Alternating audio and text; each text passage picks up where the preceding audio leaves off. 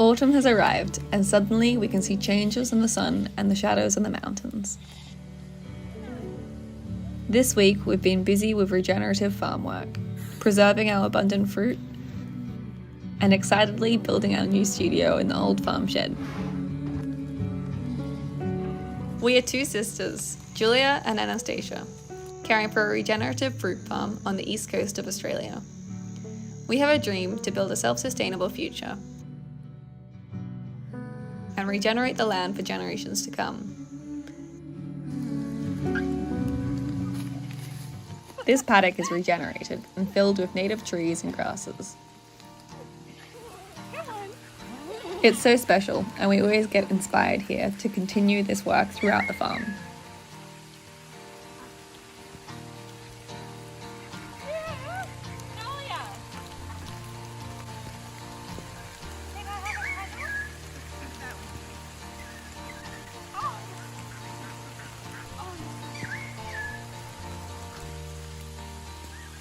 Before the day gets too hot, we head out into the paddocks. With Magnolia, Moth, and Pokey the dog, of course. The goats do an amazing job here, helping out and munching on the leaves of the regrowth of weeds like lantana and camphor laurel.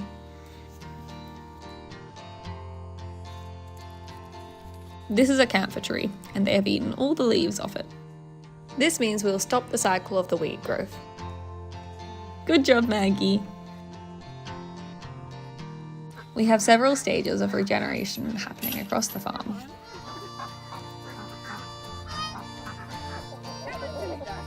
In this paddock that we cleared last year, it used to look like this, filled with bracken fern, lantana, and cassia. Now that it is cleared, some lantana still comes up, but we are able to easily pull it out, especially in the wet weather when the soil is all soaked.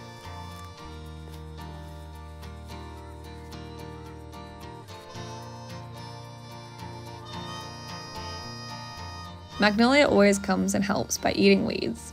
She always eats thistles. They are her spiky snack.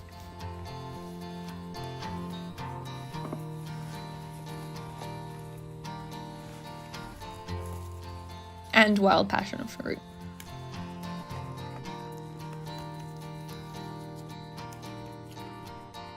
At this stage in the regeneration, a field of flowers have appeared.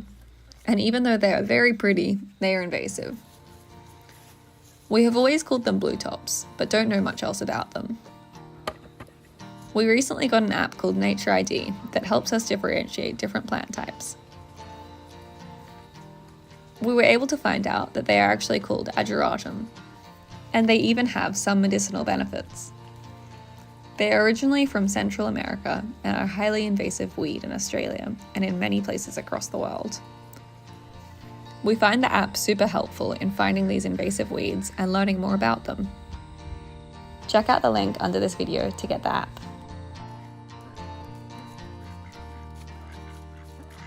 Sometimes this work seems quite overwhelming, especially in the hot rainy season where everything grows so quickly. We have learned to look at everything not as one big job, but rather lots of little, more manageable tasks. This way, it's not as overwhelming, and we are able to celebrate small achievements, especially with the help of our animal friends.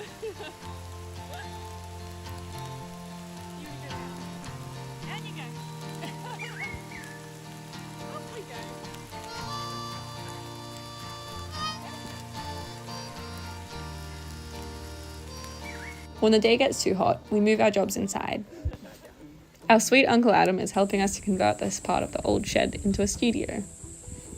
We are learning how to level using an old-fashioned water level.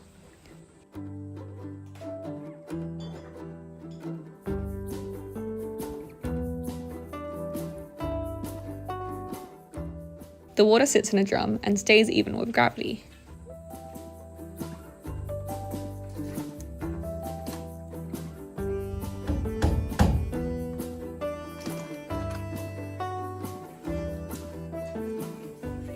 And we always watch out for spiders. We're going to put a floor through here, so the first step is to level it and put some piers in.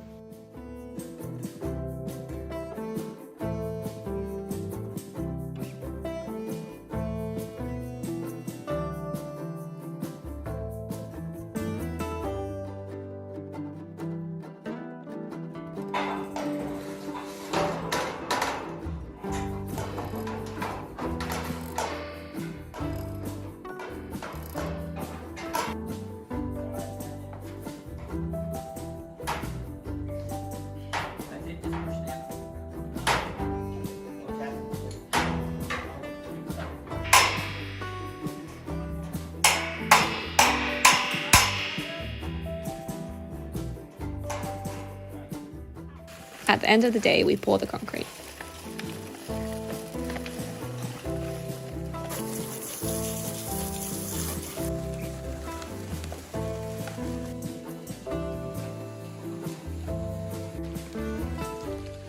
There are some green papayas on the tree. And of course, so many wax bamboos at the moment. So we are going to try to preserve and ferment them by making kimchi or kraut.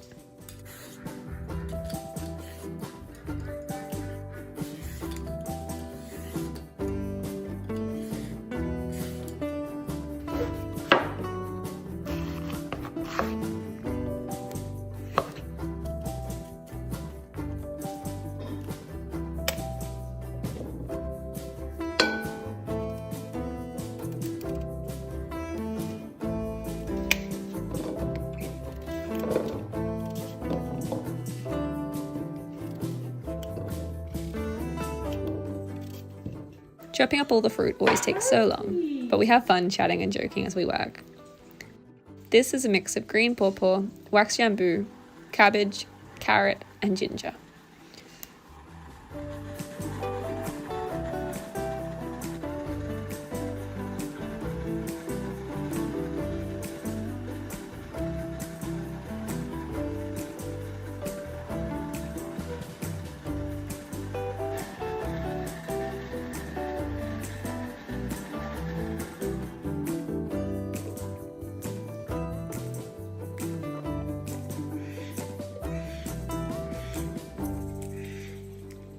We're adding a tablespoon of salt per 800 grams of vegetable.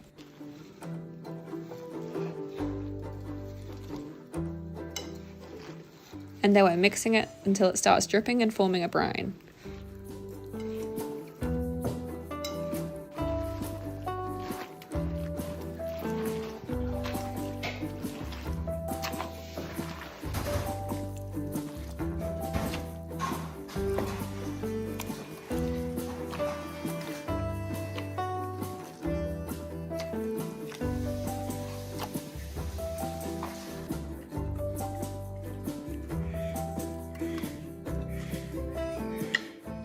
We then push it into a jar and pour the brine on top, using a cabbage leaf as a weight to catch the floating bits of vegetable and keep them under the brine.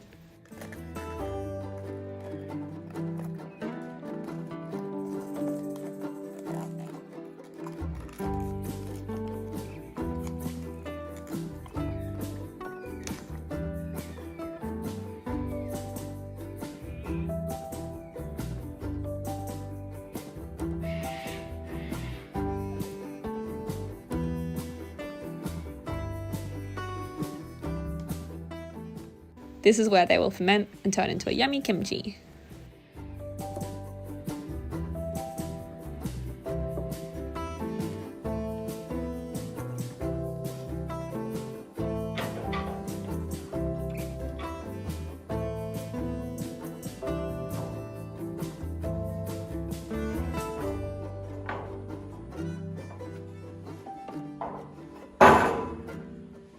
We are all so excited to see what the floor will look like. Even Magnolia and Moth. Hey! Who's that? Moth! Oh! Oh no. Maggie, Moth!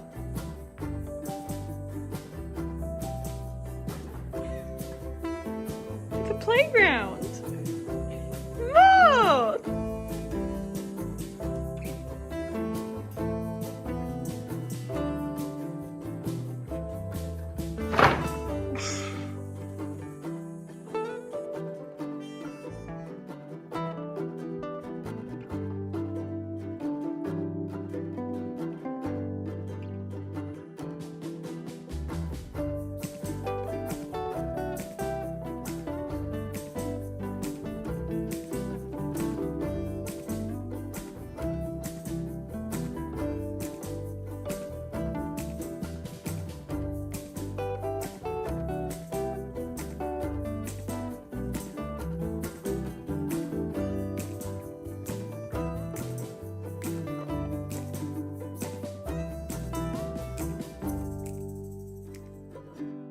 Yay, Moth finally got up after a lot of consideration.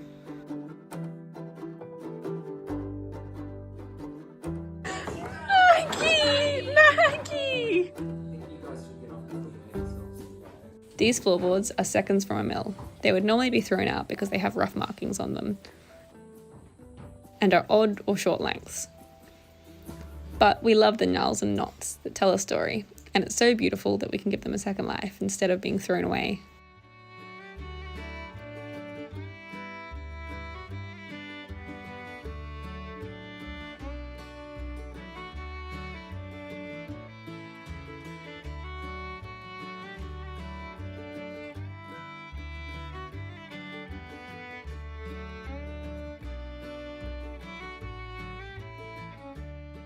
Our dad built this old farm shed from some invasive weeds that were on the farm. He felled the radiata pines in this area that we are regenerating now. They were an introduced weed species, and their removal began the regeneration process. The beautiful hand-carved beams that were formed are going to be such a special feature of this space.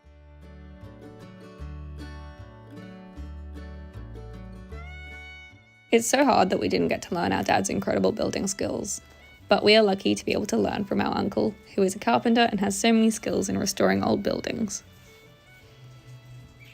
Each day we are learning something new, chatting away on the worksite, listening to his silly jokes, and watching his process and helping out.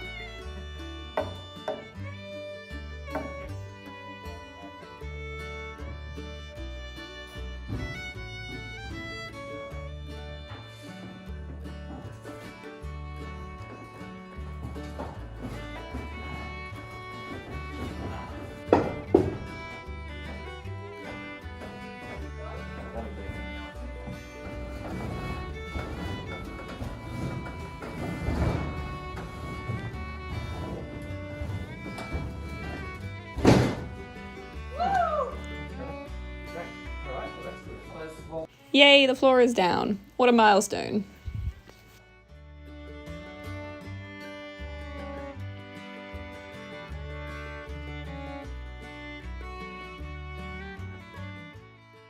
Scout and Mama always waddle past from the dam. When they hear that we are at the shed, they make a special detour just to come see us. The goats think that we've built them a big new home. They love jumping around on the worksite like it's a playground.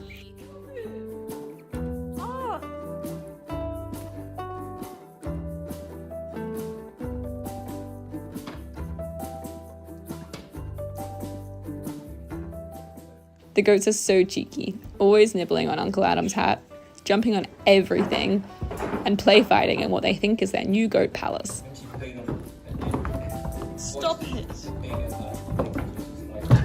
No, you two! Yeah, you stop! Yeah. Maggie. Julia has made a special meal from jackfruit that we picked last week, tempeh, gado-gado, and the kimchi that she made from our wax jambu and green papaya. Our first meal in the new studio, and we're feeling very proud.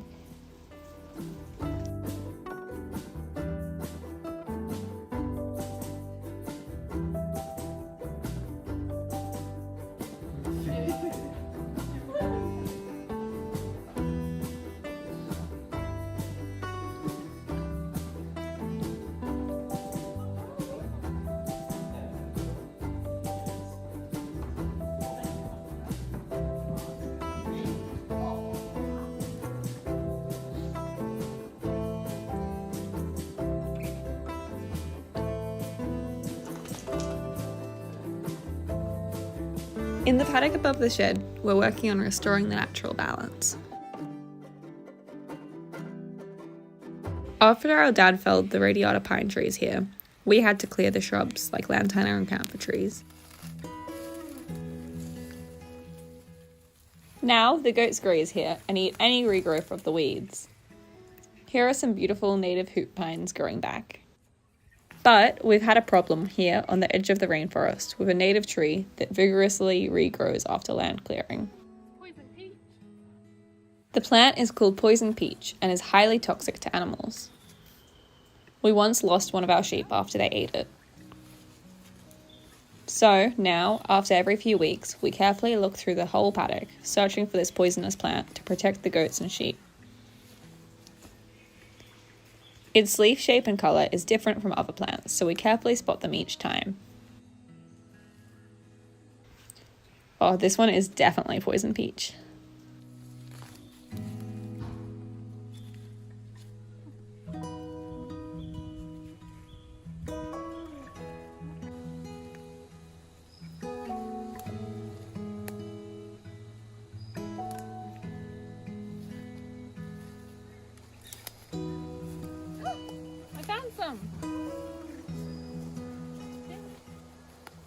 Wow, we're finding so much today.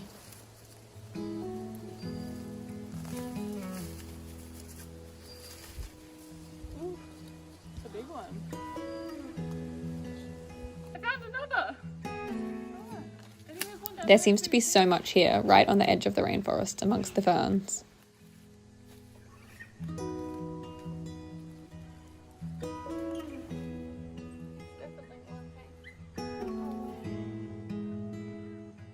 We'll keep looking.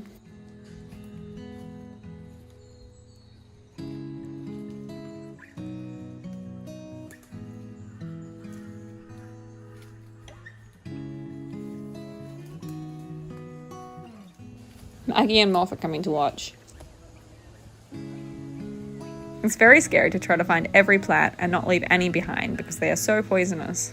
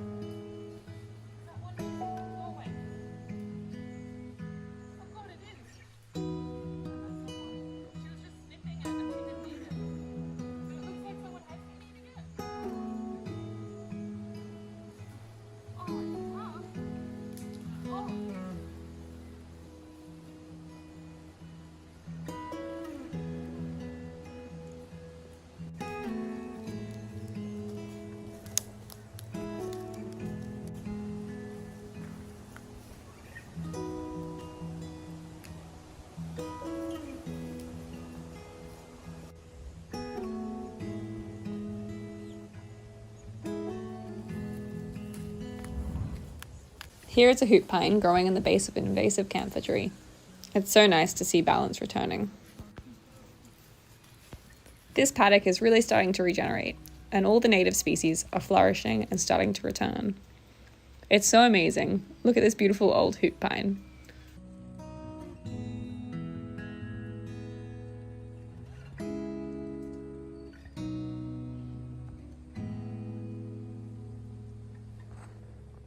This is one of the black cockatoo's favourite hangout spots.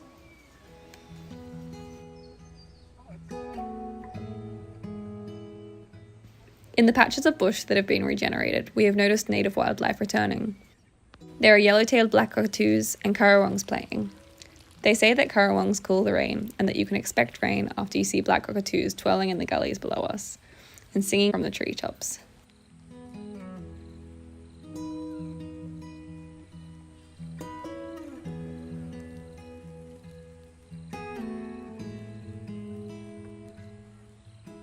We live and farm on the land of the Arakwal and Minchinbul people of Funjalong. Indigenous people have practiced living and farming in harmony with nature systems for so many years. These practices of regenerative agriculture and permaculture owe their roots to immense Indigenous knowledge. We hope that while living on this land, we can respect this knowledge and history, while taking small steps to try to repair the ecological damage that has happened since colonization.